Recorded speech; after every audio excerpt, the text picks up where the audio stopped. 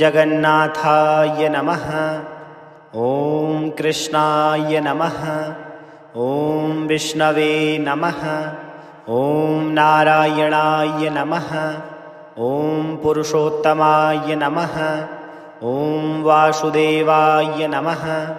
ॐ जनार्दनाय नमः। ॐ माधवाय नमः। ॐ गोविन्दाय नमः। ॐ दामोदराय नमः। ॐ हृषीकेशाय नमः। ॐ पद्मनाभाय नमः। ॐ अच्युताय नमः। ॐ अनन्ताय नमः। ॐ केशवाय नमः। ॐ हरये नमः। ॐ श्रीपतये नमः। ॐ लक्ष्मीपतये नमः। ॐ जगदीशाय नमः। ॐ जगदपतये नमः। ॐ भक्तवत्सलाय नमः। ॐ दीनबन्धवे नमः। ॐ करुणासागराय नमः। ॐ कृपानिधये नमः। ॐ दयामयाय नमः। ॐ शरणागतवत्सलाय नमः। ॐ त्रिविक्रमाय नमः। ॐ वामनाय नमः। ॐ श्रीधराय नमः। ॐ मधुसूदनाय नमः। ॐ नारसिंहाय नमः। ॐ वराहाय नमः। ॐ रामाय नमः। ॐ बलभद्रसहोदराय नमः। ॐ सुभद्राभात्रे नमः। ॐ नीलाञ्चलनिवासाय नमः। ॐ पुरीनाथाय नमः। ॐ नीलमाधवाय नमः। ॐ पतितपावनाय नमः। ॐ भक्तप्रियाय नमः। ॐ विश्वम्भराय नमः। ॐ विश्वरूपाय नमः। ॐ विश्वनाथाय नमः। ॐ विश्वेशाय नमः। ॐ सर्वेश्वराय नमः। ॐ सर्वात्मने नमः। ॐ सर्वलोकनाथाय नमः। ॐ परात्मने नमः। ॐ परब्रह्मणे नमः। ॐ सनातनाय नमः। ॐ आदिदेवाय नमः। ॐ देवदेवाय नमः। ॐ महायोगिने नमः। ॐ योगेश्वराय नमः। ॐ योगिनां पतये नमः। ॐ चक्रपाणये नमः। ॐ शङ्खधारिणे नमः। ॐ गदाधराय नमः। ॐ पद्महस्ताय नमः। ॐ गरुडध्वजाय नमः। ॐ पीताम्बरधराय नमः। ॐ वनमालिने नमः। ॐ श्रीवत्सलाञ्छिताय नमः। ॐ कौस्तुभधारिणे नमः। ॐ कमलनयनाय नमः। ॐ पुण्डरीकाक्षाय नमः। ॐ चतुर्भुजाय नमः। ॐ सहस्राक्षाय नमः। ॐ सहस्रपदे नमः। ॐ सहस्रशीर्षे नमः। ॐ भक्तरक्षकाय नमः। ॐ दुःखनाशनाय नमः। ॐ मोक्षप्रदाय नमः। ॐ आनन्ददाय नमः। ॐ मङ्गलमूर्तये नमः। ॐ शुभप्रदाय नमः। ॐ सिद्धिदाय नमः। ॐ सौभाग्यदाय नमः। ॐ धर्मसंस्थापकाय नमः। ॐ सत्स्वरूपाय नमः। ॐ सत्यप्रियाय नमः। ॐ सत्यधर्मपरायणाय नमः। ॐ प्रेममयाय नमः। ॐ प्रेमस्वरूपाय नमः।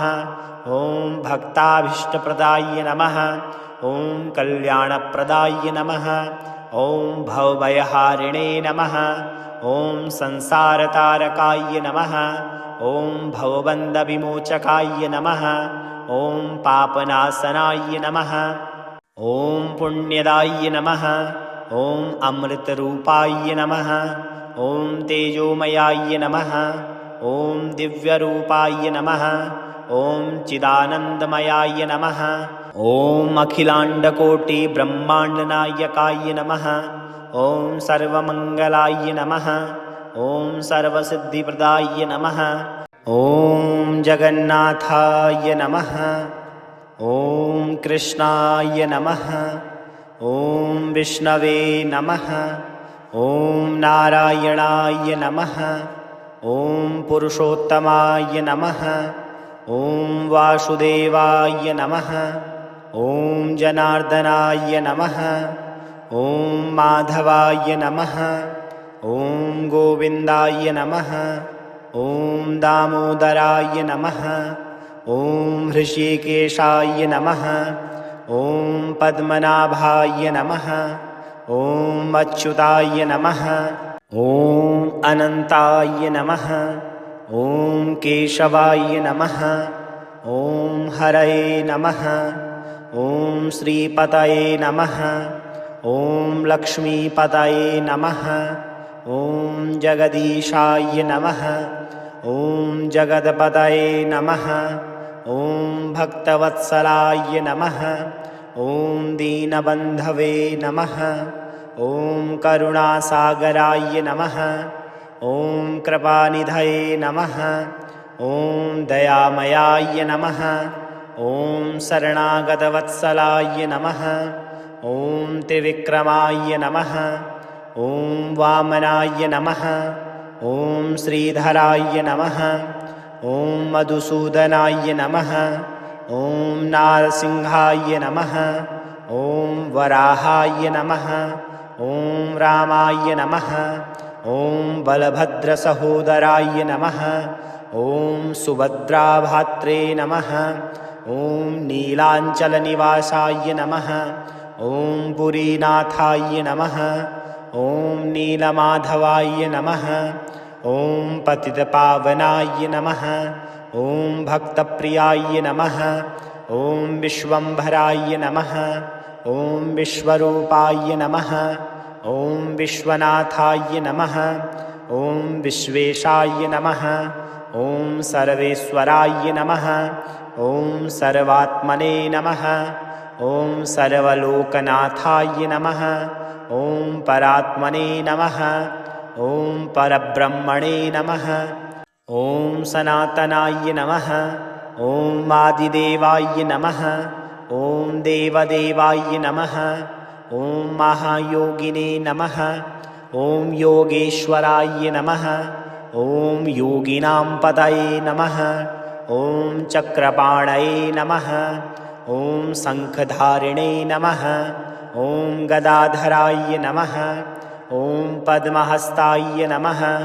ॐ गरुडध्वजाय नमः। ॐ पीताम्बरधराय नमः। ॐ वनमालिने नमः। ॐ श्रीवत्सलाञ्छिताय नमः।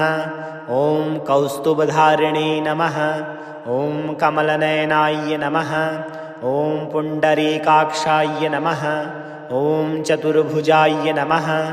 ॐ सहस्राक्षाय नमः। ॐ सहस्रपदे नमः। ॐ सहस्रशीर्षे नमः। ॐ भक्तरक्षकाय नमः। ॐ दुःखनाशनाय नमः। ॐ मोक्षप्रदाय नमः। ॐ आनन्ददाय नमः। ॐ मङ्गलमूर्तये नमः। ॐ शुभप्रदाय नमः। ॐ सिद्धिदाय नमः। ॐ सौभाग्यदाय नमः। ॐ धर्मसंस्थापकाय नमः। ॐ सत्स्वरूपाय नमः। ॐ सत्यप्रियाय नमः। ॐ सत्यधर्मपरायणाय नमः। ॐ प्रेममयाय नमः। ॐ प्रेमस्वरूपाय नमः। ॐ भक्ताभीष्टप्रदाय नमः। ॐ कल्याणप्रदाय नमः। ॐ भवभयहारिणे नमः। ॐ संसारतारकाय नमः। ॐ भवबन्धविमोचकाय नमः। ॐ पापनाशनाय नमः। ॐ पुण्यदाय नमः। ॐ अमृतरूपाय नमः। ॐ तेजोमयाय नमः। ॐ दिव्यरूपाय नमः। ॐ चिदानन्दमयाय नमः। ॐ अखिलाण्डकोटिब्रह्माण्डनायकाय नमः। ॐ सर्वमङ्गलाय नमः। ॐ सर्वसिद्धिप्रदाय नमः। ॐ जगन्नाथाय नमः।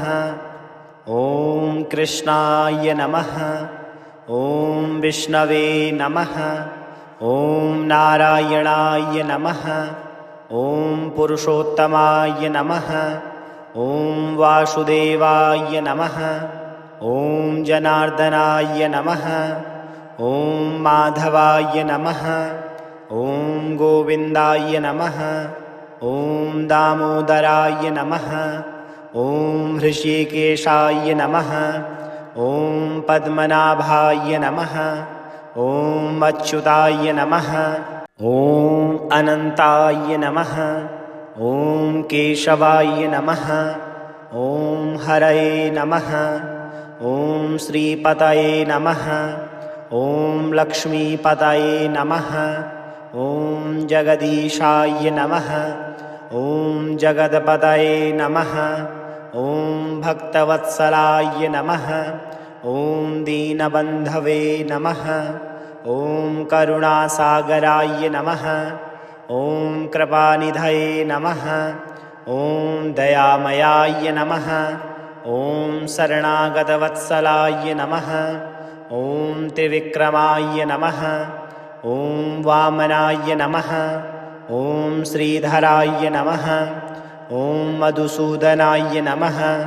ॐ नारसिंहाय नमः। ॐ वराहाय नमः। ॐ रामाय नमः। ॐ बलभद्रसहोदराय नमः। ॐ सुभद्राभात्रे नमः। ॐ नीलाञ्चलनिवासाय नमः। ॐ पुरीनाथाय नमः। ॐ नीलमाधवाय नमः। ॐ पतितपावनाय नमः। ॐ भक्तप्रियाय नमः। ॐ विश्वम्भराय नमः। ॐ विश्वरूपाय नमः। ॐ विश्वनाथाय नमः। ॐ विश्वेशाय नमः। ॐ सर्वेश्वराय नमः। ॐ सर्वात्मने नमः। ॐ सर्वलोकनाथाय नमः। ॐ परात्मने नमः। ॐ परब्रह्मणे नमः। ॐ सनातनाय नमः। ॐ आदिदेवाय नमः। ॐ देवदेवाय नमः। ॐ महायोगिने नमः। ॐ योगेश्वराय नमः। ॐ योगिनां पतये नमः। ॐ चक्रपाणये नमः। ॐ शङ्खधारिणे नमः। ॐ गदाधराय नमः। ॐ पद्महस्ताय नमः। ॐ गरुडध्वजाय नमः। ॐ पीताम्बरधराय नमः। ॐ वनमालिने नमः। ॐ श्रीवत्सलाञ्छिताय नमः। ॐ कौस्तुभधारिणे नमः। ॐ कमलनयनाय नमः।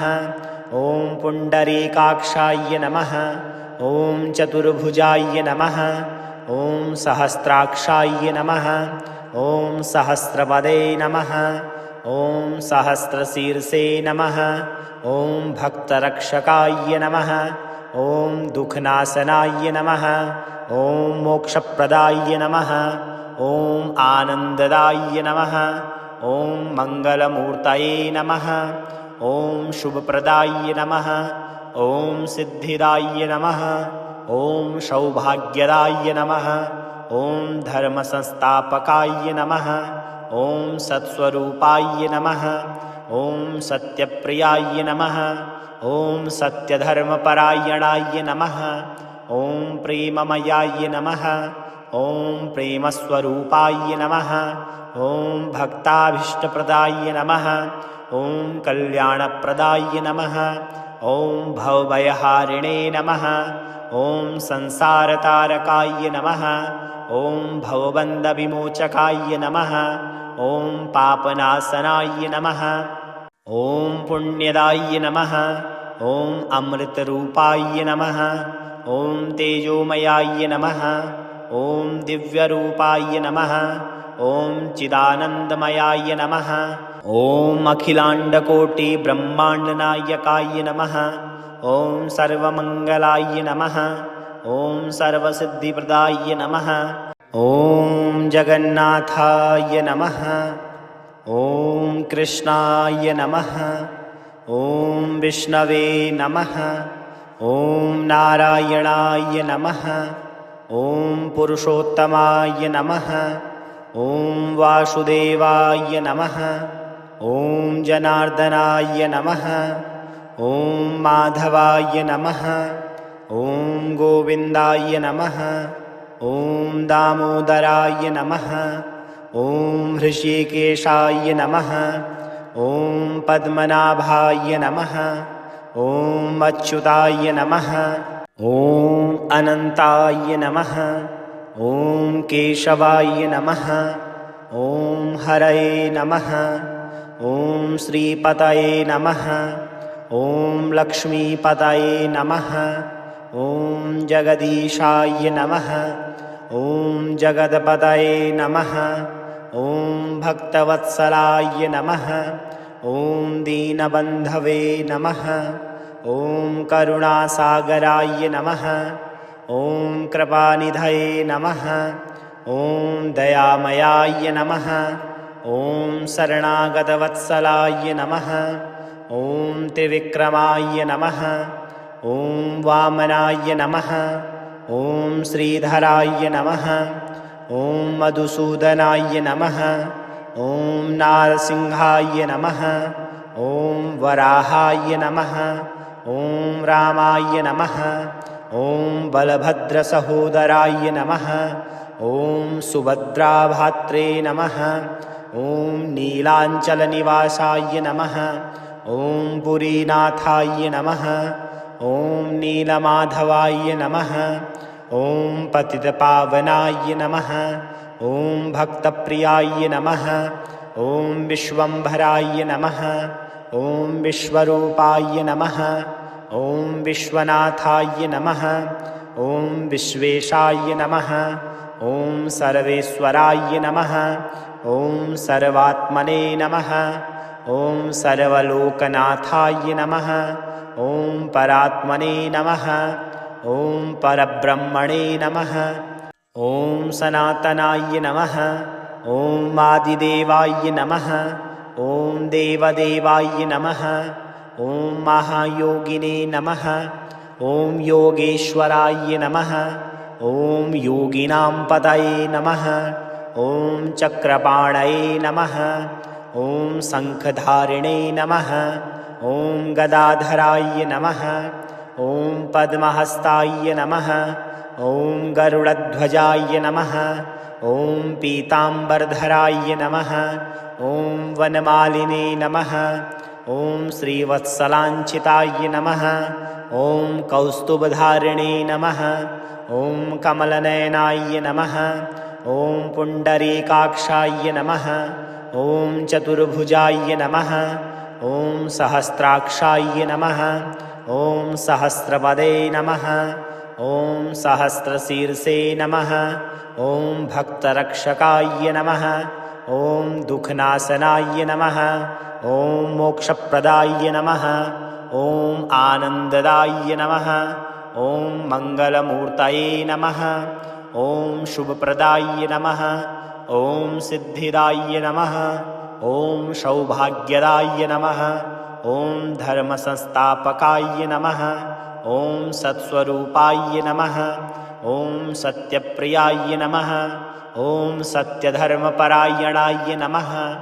ॐ प्रेममयाय नमः। ॐ प्रेमस्वरूपाय नमः। ॐ भक्ताभीष्टप्रदाय नमः। ॐ कल्याणप्रदाय नमः।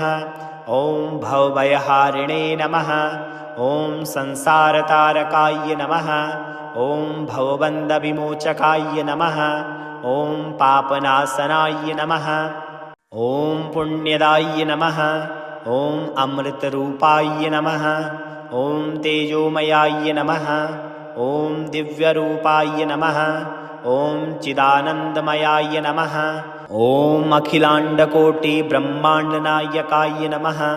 ॐ सर्वमङ्गलाय नमः। ॐ सर्वसिद्धिप्रदाय नमः।